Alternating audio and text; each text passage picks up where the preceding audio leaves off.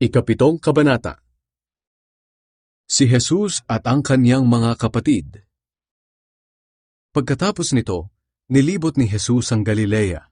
Iniwasan niyang pumunta sa Judea dahil gusto siyang patayin ng mga pinuno ng mga Hudyo roon.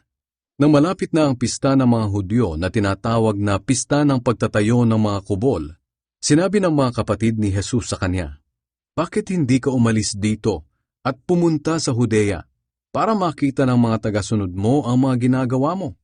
Dahil walang taong gumagawa ng patago kung gusto niyang sumikat. Gumagawa ka na rin lang ng himala, ipakita mo na sa lahat."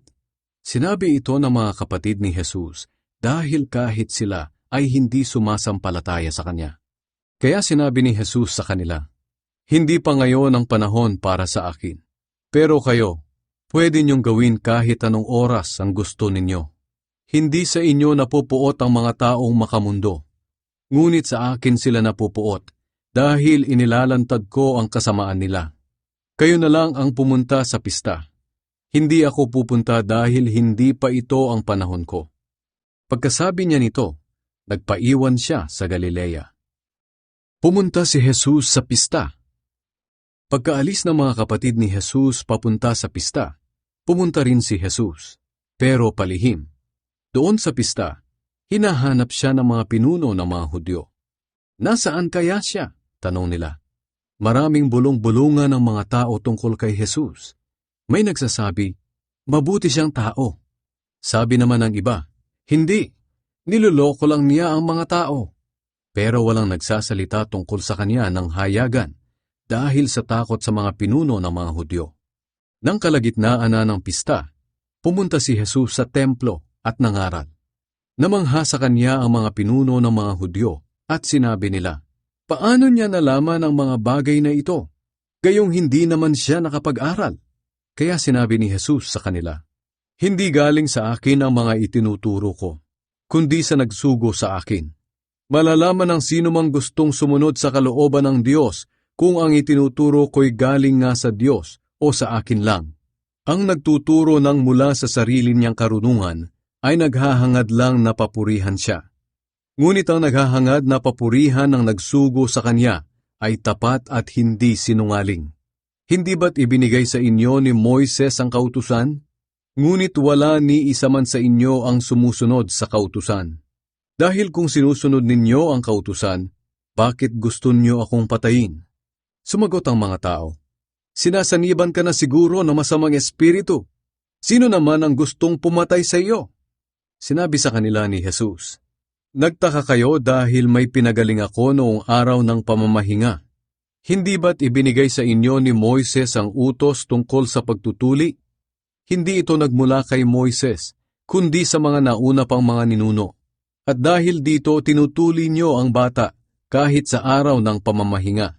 Ngayon, kung tinutuli niyo nga ang bata sa araw ng pamamahinga, para hindi masuway ang utos ni Moises, bakit kayo nagagalit sa akin dahil pinagaling ko ang isang tao sa araw ng pamamahinga? Huwag kayong humusga ayon lang sa nakikita ninyo, kundi humusga kayo ayon sa nararapat." Nagtanong ang mga tao kung si Jesus nga ba ang Kristo. Sinabi ng ilang taga-Jerusalem, "Hindi ba ito ang taong gustong patayin ng mga pinuno natin? Pero tingnan ninyo, lantaran siyang nangangaral at walang sinasabi ang mga pinuno laban sa kanya. Baka kinikilala na nilang siya ang Kristo, pero alam natin kung saan siya nanggaling. Pero ang Kristo na darating ay walang nakakaalam kung saan siya manggagaling." Habang nagtuturo si Jesus sa templo, sinabi niya ng malakas, "Totoo bang kilala ninyo ako at kung saan ako nanggaling? Sinasabi ko sa inyo ang totoo. Hindi ako naparito sa sarili kong kagustuhan. Ang tunay na Diyos ang nagsugo sa akin, pero hindi ninyo siya kilala.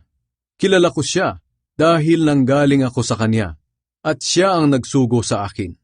Dahil sa mga sinabing ito ni Jesus, gusto na sana siyang dakpin ng mga pinuno ng mga Hudyo, pero walang humuli sa kanya dahil hindi pa ito ang oras niya. Sa kabila nito, marami pa rin sa mga tao ang sumampalataya sa kanya. Sinabi nila, "Siya na nga ang Kristo," dahil walang makakahigit sa mga himalang ginagawa niya.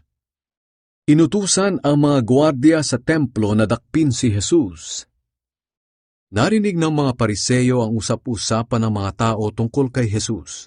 Kaya inutusan nila at ng mga namamahalang pari ang mga gwardiya sa templo na dakpin si Jesus. Sinabi ni Jesus, "Sandali niyo na lang akong makakasama, at pagkatapos nito'y babalik na ako sa nagsugo sa akin. Hahanapin niyo ako, pero hindi niyo makikita, dahil hindi kayo makakapunta sa pupuntahan ko." Nagtanungan ang mga pinuno ng mga Hudyo, saan kaya niya balak pumunta at hindi na raw natin siya makikita? Pupunta kaya siya sa mga lugar ng mga Griego, kung saan nagsipangalat ang mga kapwa nating Hudyo para mangaral sa mga Griego? Bakit kaya niya sinabing, "Hahanapin ninyo ako ngunit hindi ninyo ako makikita dahil hindi kayo makakapunta sa aking pupuntahan"? Ang tubig na nagbibigay buhay. Nang dumating ang huli at pinakamahalagang araw ng pista, tumayo si Jesus at sinabi ng malakas, "Ang sinumang nauuhaw ay lumapit sa akin at uminom. Sapagkat sinasabi sa kasulatan na dadaloy ang tubig na nagbibigay buhay mula sa puso ng sumasampalataya sa akin." Ang tubig na tinutukoy ni Jesus ay ang banal na Espiritu na malapit ng tanggapin ng mga sumasampalataya sa Kanya. Hindi pa naipagkakaloob ang banal na Espiritu ng panahong iyon dahil hindi pa nakabalik sa langit si Jesus. Ang paniniwala ng mga tao tungkol kay Jesus. Maraming tao ang nakarinig sa sinabing iyon ni Jesus at sinabi ng ilan sa kanila, "Siya na nga ang propeta na hinihintay natin." Sinabi naman ng iba, "Siya na nga ang Kristo." Pero may nagsabi rin, "Hindi siya ang Kristo, dahil hindi maaaring manggaling ang Kristo sa Galilea. Hindi ba't sinasabi sa kasulatan na ang Kristo ay manggagaling sa lahi ni Haring David at ipapanganak sa Bethlehem na bayan ni David?" Kaya iba-iba ang paniniwala ng mga tao tungkol kay Jesus. Gusto ng ilan na dakpin siya, pero walang humuli sa kanya. Ayaw maniwala ng mga pinuno ng mga Hudyo kay Jesus.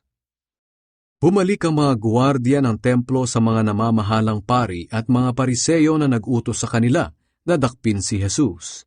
Tinanong sila ng mga ito, "Bakit hindi ninyo siya dinala rito?" Sumagot sila, "Ngayon lang po kami nakarinig ng katulad niyang magsalita." Sinabi ng mga Pariseyo, "Kung ganoon, pati kayo ay naloko na rin ng taong iyon. May nakita na ba kayo mga pinuno o mga Pariseyong sumasampalataya sa kanya? Wala.